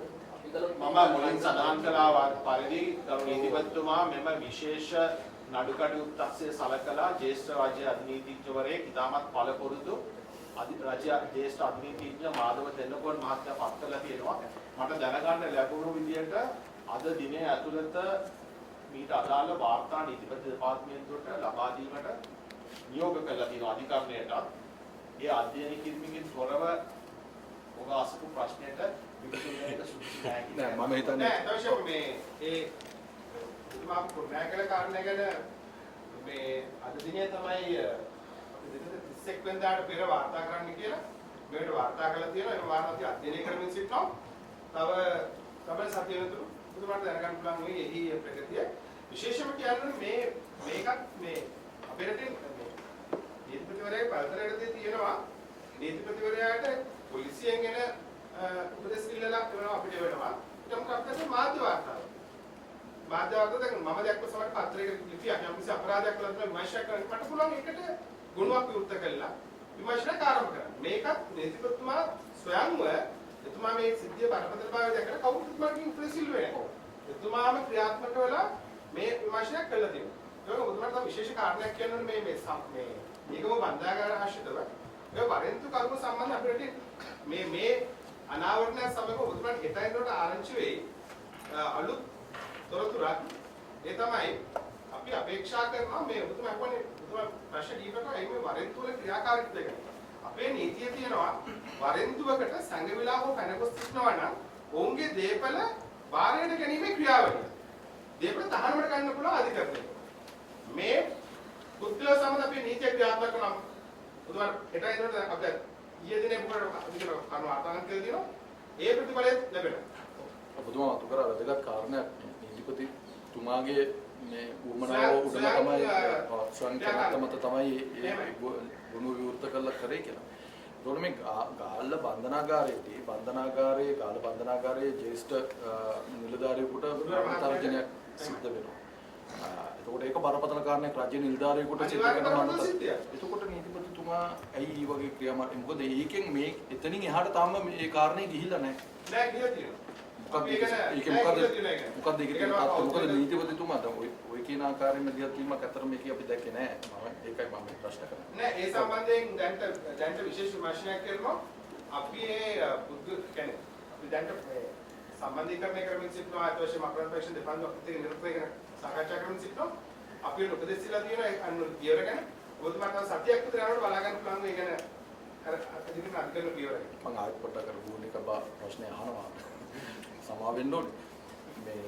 දැන් මේකේ අපි ඉතිහාසය අපි දැකලා තියෙනවා මේ සීගිරේ නිරවෝල් එකේ ඉරක් ඇඳ ළමයෙකුට අවුරුදු 17ක ළමයෙකුට අවුරුදු 2ක සිර දඬුවම් නියමලා ඊට පස්සේ ඒක ජනාධිපතිතුමා දිහත්වලා ඒක අයින් කරා ඒක වෙනම කාරණයක්.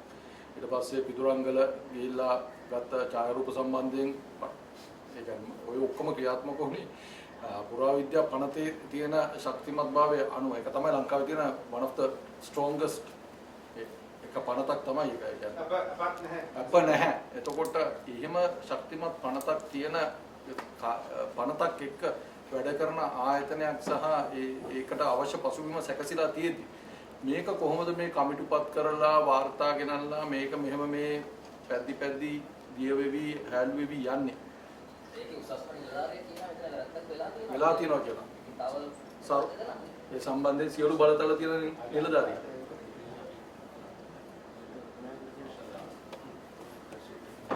මම මුලින් සඳහන් කළ පරිදි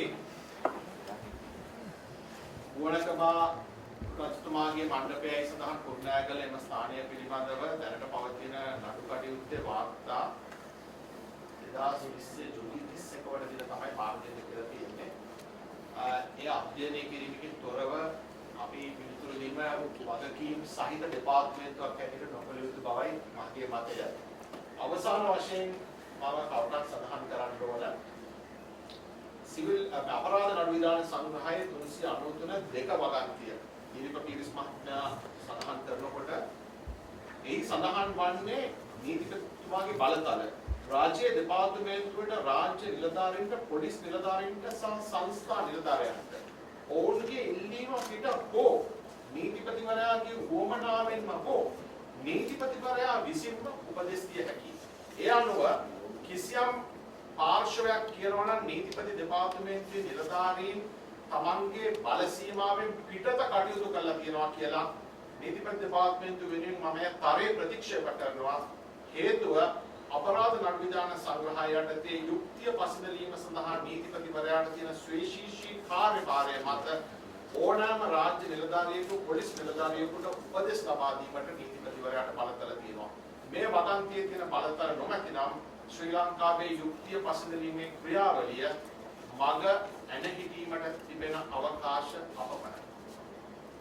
සොලිසිටර් ජෙනරාල්තුමනි මේ නඩු කටයුතු වල සම්බන්ධ ප්‍රගතිය සම්බන්ධයෙන් ඉදිරියේදී මාධ්‍ය සාකච්ඡා ලැබීමට ඔබතුමාලා බලාපොරොත්තු වෙනවාද ජනතාවට නිසි අපේ මගේ සභාවනයක් ප්‍රාදේශීය කියන්නේ රජයේ දිශා ජනතු මෙහෙවිය තාමත් මේ විශේෂ අවස්ථාවක් සියල්ලම ඔබතුමාලා දැනුවත් කරනවා. අපි කක්කන්න සිදුකරමු පවතින. හැබැයි මාසෙකට එකක්වත් මේ වගේ එකක් තියෙනවා නම් හරි හොඳයි කියලායි අපේ අදහස. එහෙම ප්‍රවිෂ්ටයක් ගන්න පුළුවන් නම් හොඳයි. අපි ඒක පිටින්විට අවශ්‍යතාවය මත ගරු නීතිපතිතුමාගේ ඒක අපිට අධිකරණවල කතා කරාන්සක් අපි ඔබතුමාලා ඉතින් මණ්ඩලම් එකම ඉන්නවා. උන් අධ්‍යක්ෂකම පතරම් කතා කරේ. ඉතින් මම අපි අධිකරණවල කෑ ගහනවා වගේ සභාවෙන් යම්කිසි ප්‍රති ආකල්පයක් ගියා නම් මේ මාත් අපිටත් මේක අපි සද්දයක් අවශ්‍යයි. ඔබතුමාලා අවදාන ඔබතුමාලා අවශ්‍ය ප්‍රශ්න දානවා. අපි ඒක නිරන්තරයෙන් අපි එහෙම විශේෂ අපි එහෙම දැන් අපේ ජයරත්න වෙනුවෙන් ඒකට හොඳටම වුණ වෙලා ඉන්නේ දැන් අපි ප්‍රශ්න අහන්නේ නැහනේ. රෙකෝඩ් කරලා එවන එකනේ අපි දාන්නේ. අපි මේ අනුව මම හිතන්නේ ඔබතුමාලගේ ප්‍රශ්න හොකට පිළිතුරු දුන්නා. දිලීප පීරිස් මහත්මයා නියෝජ්‍ය සොලිසිටර් ජෙනරාල්තුමා මේ නඩුකාරය සම්බන්ධයෙන් විශේෂ කරුණු ඉදිරිපත් කරා. නීතිපති දෙපාර්තමේන්තුව ඉදිරියේදී ගරු නීතිපතිතුමාගේ උපදෙස් මත මාධ්‍ය හමු වීමට ක්‍රියා කරන බව දැනුම් දෙමින් මෙම නීති මේ ප්‍රවෘත්ති සාකච්ඡාව අවසන් කිරීමට අපි කටයුතු කරනවා. ඔබ සමට ස්තුතියි. Thank you. හැමෝටම දේපන් සංග්‍රහයක් ලෑස්ති කරලා තියෙනවා. ඒ පුස්ති විඳින්න කියලා